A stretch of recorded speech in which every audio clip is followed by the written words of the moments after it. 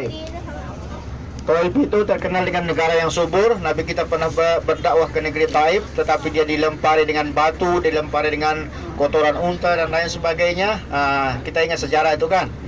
Selama ini jamaah umroh tak ada lawatan ke Taib. Tak ada jamaah umroh kecuali dia dapat visa ziarah.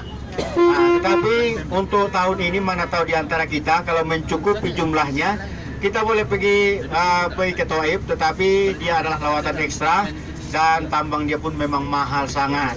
Dimana dalam setiap orangnya mesti bayar 200 rial. Ya, 200 rial per orang.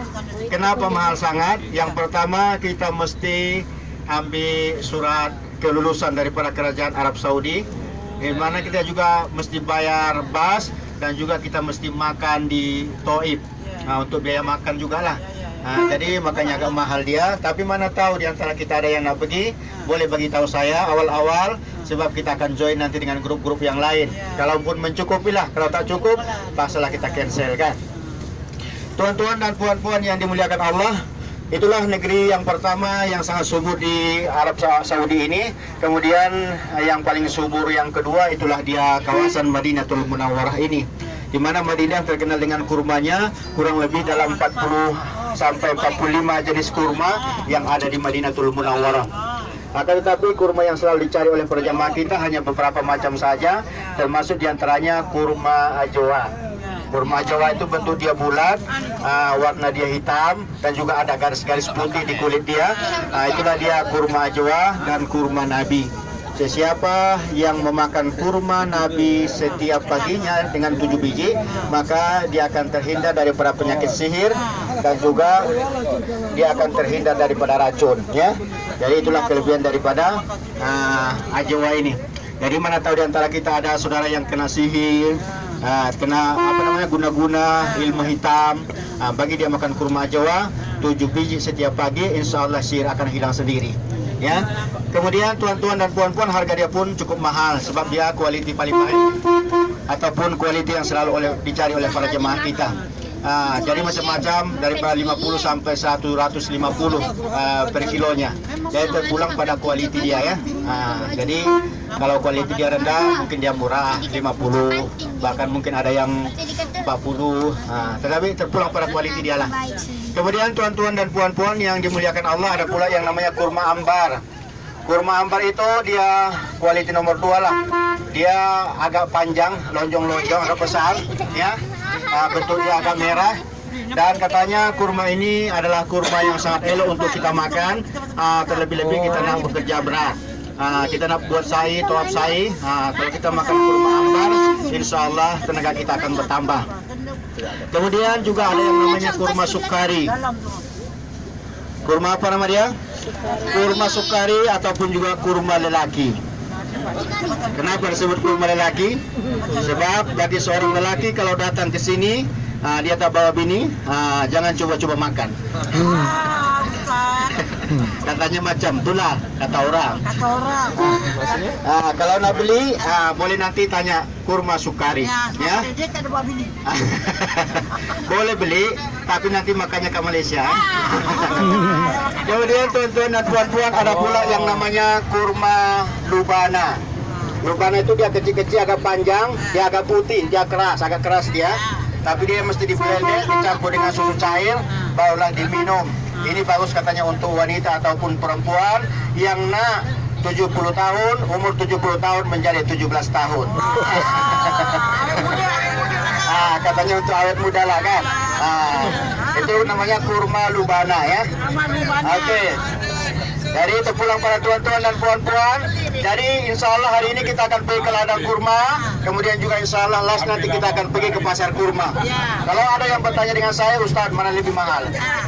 Saya hanya berani jawab, kita ada plus minus dia. Dimana kadang-kadang sebagian di ladang mahal, tetapi di pasar murah. Kadang pula di pasar mahal, di ladang juga murah macam itu. Jadi terpulang pada kualiti dia. Tapi yang penting, yang paling untuk kita ingat, bahwasanya niatkan apa yang kita keluarkan, apa yang kita belanjakan di Madinah ini adalah untuk kesejahteraan Madinah. Nabi kita cakap, Nabi kita berdoa untuk kesejahteraan Madinah.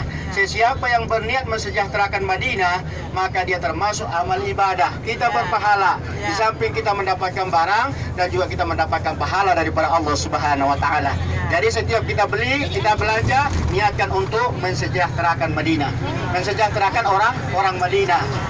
Itu saja yang perlu untuk kita ingat, dan niatkan dia adalah untuk membantu rakyat Madinah, dan juga insya Allah di samping itu kita mendapatkan mendapatkan yang kita inginkan, dan juga insya Allah kita boleh menghibur saudara mara kita yang berada di kampung halaman, di mana pada saat kita bertolak mungkin semua berharap juga lah, di samping kita mendapatkan umrah yang mabrurah, tapi mereka juga berharap oleh-oleh lah hadiah daripada kita kan.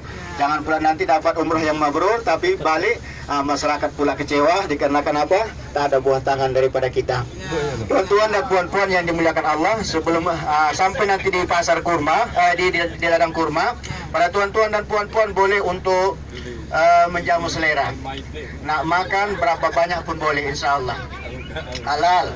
Tapi kalau nak bawa balik mesti timbang dulu. Dan juga saya nasihatkan, saat kita sampai di ladang kurma nanti, kalau boleh kita ambil apa yang kita nak, langsung kita bayar.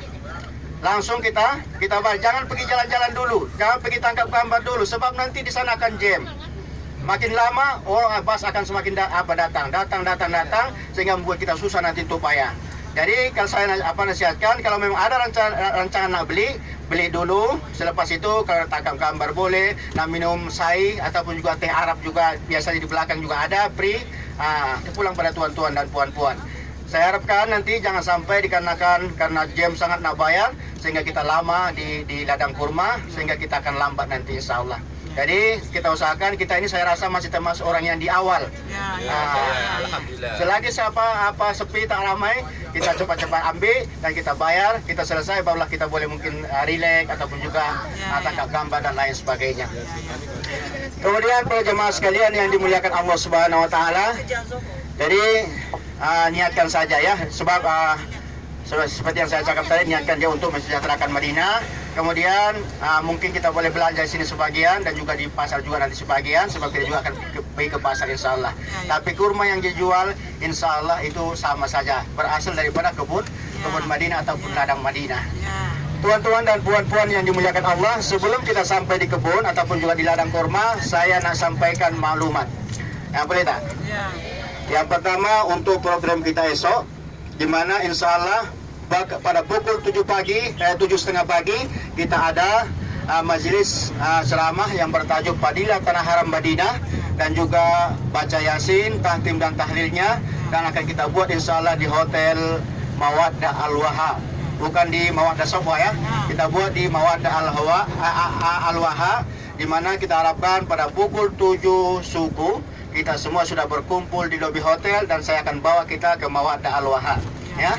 Jadi bagi tuan-tuan dan puan-puan, sila nanti mana tahu ada yang nama arwah dia dibacakan nanti, sila tuliskan nama-nama arwah dan hantarkan pada kami. Kalau ada di antara kita niat untuk bersedekah untuk masyarakat Madinah atau juga penduduk Madinah, sertakan nanti uang sedekah itu pada saat tuan-tuan dan puan-puan bagi nama arwah. Begitu juga kalau ada hajat, ada yang belum dapat jodoh, ada keluarga yang sakit, tulis doa hajat. Hajat kita apa? Nama siapa? Nama orang yang berhajat. Okey.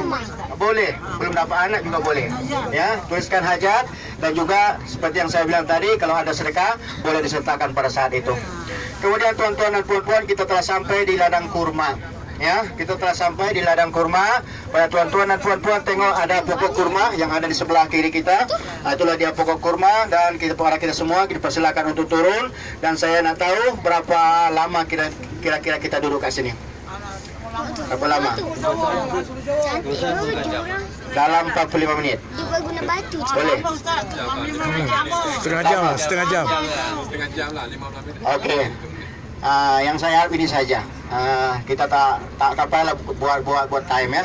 Kita usahakan untuk secepatnya, begitu saja ya. Sebab insyaAllah kalaupun tuan-tuan dan puan-puan lambat, saya boleh tengok ke dalam, tak jauh sangat, tak sama dengan waktu 7 pusingan insyaAllah ya. Okey tuan-tuan dan puan-puan, saya beri masa kurang lebih dalam setengah jam ataupun 45 menit lah.